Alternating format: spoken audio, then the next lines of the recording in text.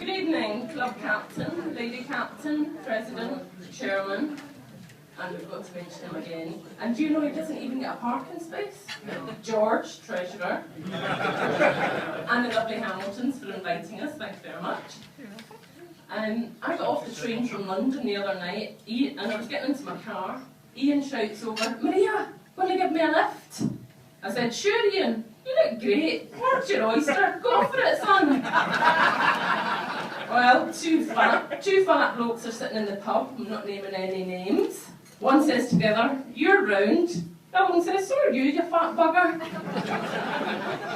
Now, before we got married, Larry and I discussed some word meanings to see how compatible we were. First word, thingy. You know that bit under the car bonnet? Thingy. Larry's interpretation, strap fastener in a woman's bra. Vulnerable. My interpretation, fully opening up oneself emotionally to another. Larry's interpretation, playing cricket without a box. You haven't tried that, Communication. My interpretation, the open sharings of feelings and thoughts with one's partner. Larry's interpretation, leaving a note before taking off for a round of golf with the boys. Commitment. My interpretation, a good movie, concert, play or book. Larry's interpretation, anything that can be done while playing golf and drinking beer. Flatulence. Well, my interpretation, it's an embarrassing byproduct of indigestion. Larry's interpretation, source of entertainment, self-expression, male bonding. What's wrong with that? Making love. My interpretation, the greatest expression of intimacy a couple can make. Larry's interpretation, call it whatever you want, just let's do it. Remote control, my interpretation, a device for changing the TV channel from one to another. Larry's interpretation, we can all, we can all know this one, don't we? A device for scanning through all 375 channels every 5 minutes.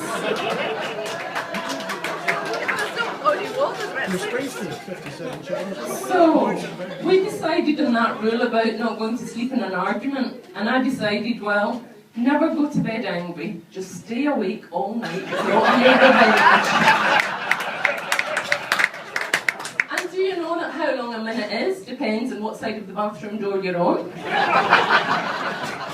Well, week before Christmas, Willie, George, Jimmy, out playing golf. Great game, weather was crisp and clear, some real male bonding going on. Can I tell us something, Willie? He's keeping very quiet. Willie says, "That was great, let's do it again a week from now." "That's Christmas Day," says George. "And," says Jimmy. "And indeed," says Willie, "Christine will do her nut." "You try telling Nancy," says Jimmy. "Come on, are we men or mice?" chips in George. "Right, whoever has the guts will be here on Christmas Day." Sure enough, they're all there. "How'd you do it, George?" "Well, dead simple. Under the tree, keys for a Merc. Off Miriam goes shouting, 'See you, Grandad.'" "What about you, Jimmy?" "Dead simple. Under the tree. Diamond engagement ring. She's all over me. She suggested I go out for a round of golf." Willie, in his newly found retired state, says, "I'm disgusted at the extravagance of yous lot." "Well, how did you get out then?" "Well, I woke up, leaned over to Christine and whispered, 'Intercourse or golf course?'" Christine says, "Don't forget your jumpers in the dryer."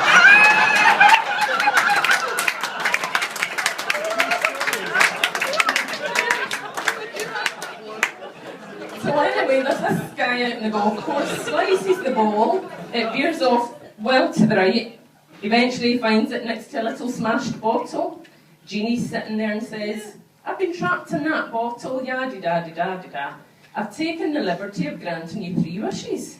First wish, all the money you can want is ever yours. Second wish, your golf will improve, your handicap will be down to 5.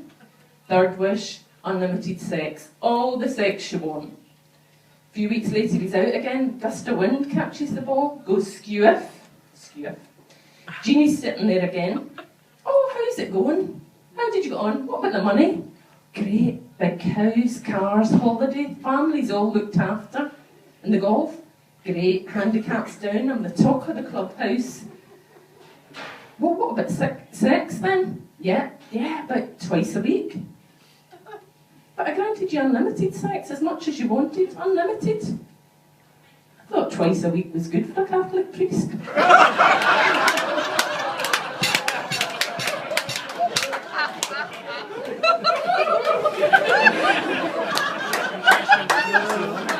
A wee poem for you. Slaggy Senga fell in love. She planned to marry Joe. She was so happy about it all. She told her father so. Father told her, Senga doll, you'll have to find another. I'd just as soon your ma didn't know, but Joe is half your brother. So Senga put aside her Joe and planned to marry Will. But after telling father this, he said, there's trouble still. You can't marry Will, my doll, and please don't tell your mother. But Will and Joe and several more, I know is half your brother. But mother knew and said, doll, just do what makes you happy. Marry Will or marry Joe, because fathers know your father. So Slaggy Senga and the other three of us were out in a four-baller. We were a bit too close to the guys in front, but we didn't think we could hit it far enough anyway. Senga tees off. Next minute, guy rolls about, holding himself, hands between his legs. Flip, she runs over, I'm really sorry, my fault, what can I do? Ah! Or, can I rub it better? Well, she goes behind the tree and rubs it better. How's that? Oh, brilliant, but it was my thumb I hit when I clipped the short.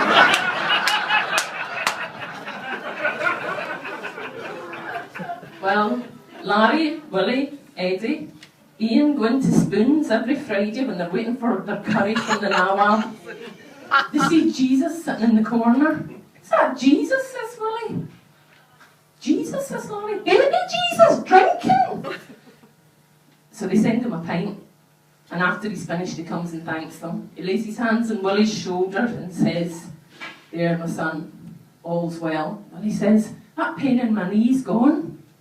He lays his hands on Ian's shoulders. Ian says, my sore shoulder's gone. Lays his hands on Eddie's shoulders, and Eddie says, my headaches have all gone. Larry says, hi pal, stay away, I'm on disability. It's not really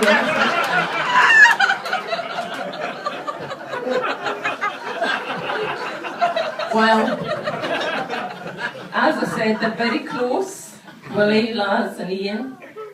Really getting worried, Ian. Anyway, Willie and Christine decide to emigrate to Oz to be nearer Laura. And Trish and Ian decide to follow. Larry says, oh no, what'll I do on a Friday night when we're waiting in the curry order? Well, why don't we, wherever we are in the world, 7:45, Greenwich Mean Time, we buy the pints and think lovingly of each other. Told you, Mum. So, every Friday, Laz goes round to Spoons, lines up the 3 pints, raises a toast and wishes them well. After a few months he goes in and the barman says, the usual? Larry shakes his head sadly and says, no, only 2 tonight. The guy pours the drink, thinking something tragic's happened. He passes over the drinks and says, I'm really sad at the loss of your friend. And Laz looks at him strangely as he takes a sip and says, what? Your friend? Only the 2 pints? Oh, that, says Laz. That's Ian and Willie's. I'm off the drink for Lent. That's it. As an academic, I've been doing some research lately, and I am, is reportedly the shortest sentence in the English language. I'm thinking of doing a paper on the hypothesis that I do is the longest sentence. And if man evolved from apes, why do we still have apes? If a man stands in the middle of the forest speaking, there's no woman around to hear him, he must still be wrong, right? I believe in forgive and forget, but I keep a list of their names just in case. Well, Aggie was leaving a cafe and she noticed an unusual funeral coffin was followed by a second one. Behind the second coffin was a solitary woman walking with a black dog. Behind her was a queue of 200 women walking in single file. Aggie couldn't stand her curiosity. She approached the woman walking with the dog. "I'm so sorry to disturb you at this time, but I've never seen a funeral like this, with so many of you walking in a single line. Whose funeral is it?" The woman replied, "The first coffin's my husband." "What happened to him?" "My dog attacked him and killed him." "Who's in the second coffin?" "My mother-in-law. She was trying to save him. She was trying to help him when the dog attacked her and killed her also." Oh. Then Aggie asks, "Can I borrow the dog?" The woman replies, "Get in the queue."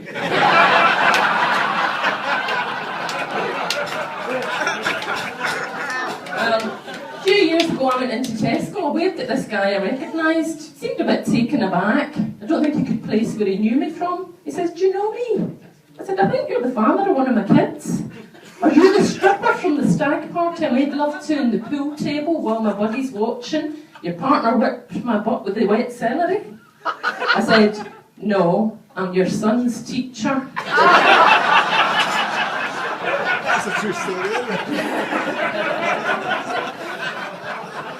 Well, wee Willie was trying his utmost to look cool. Lass told him he needed a new pair of good designer trainers to go with his shell suit. So, Willie saves up all his gyros, all the money he got back for the ginger bottles. Finally, manages to get himself a brilliant pair of white trainers to go with his shell suit. Strutting onto the golf course, he calls out to Eddie, "Check out my new trainers, pal, stonkin', eh?" Eddie, fine upstanding gentleman, pointed out that while they were indeed a fine pair of trainers, was young Willie aware that "You've no done up the laces in one of them, you daft bugger?" Willie scornfully retorted it was part of being cool to have a trailing lace in one trainer, and in the sole of the trainer there were instructions for the wearer to do so. "Yeah, right, show me." Willie takes off his trainer, held it upside down. There, clear as day it says, "Taiwan."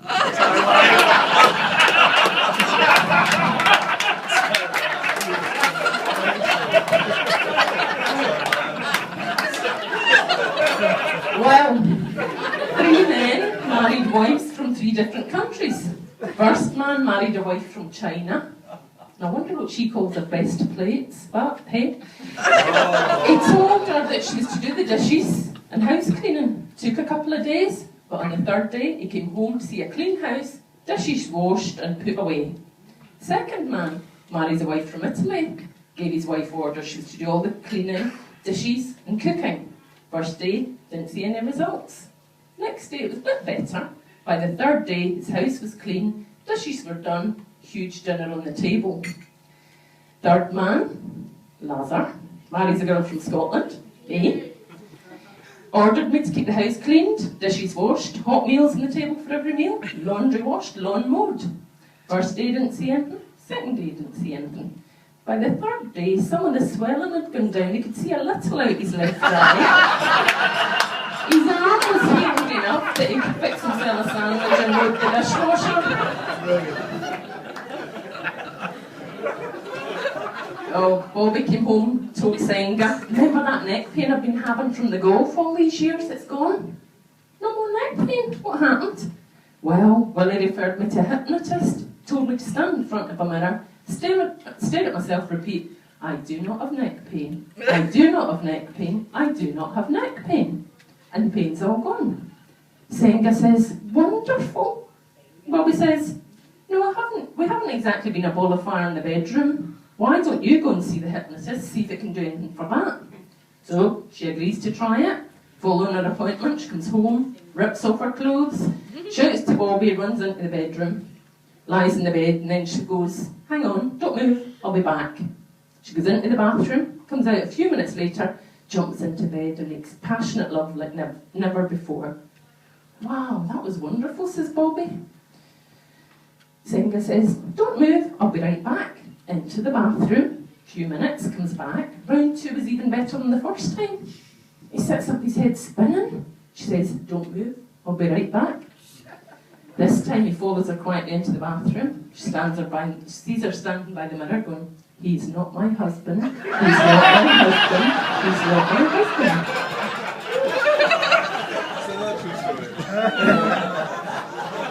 Well, Bill and Rita read an article. Bill read it out to Rita about how many words a woman uses in a day. 30,000 to a man's 15,000. And Rita replies, the reason has to be because we have to repeat everything to men. Bill turns to Rita and says, what? George says to Muriel one day, I don't know how you can be so stupid and beautiful at the one time. And Muriel says, allow me to explain. God made me beautiful so that you'd be attracted to me. God made me stupid so that I'd be attracted to you.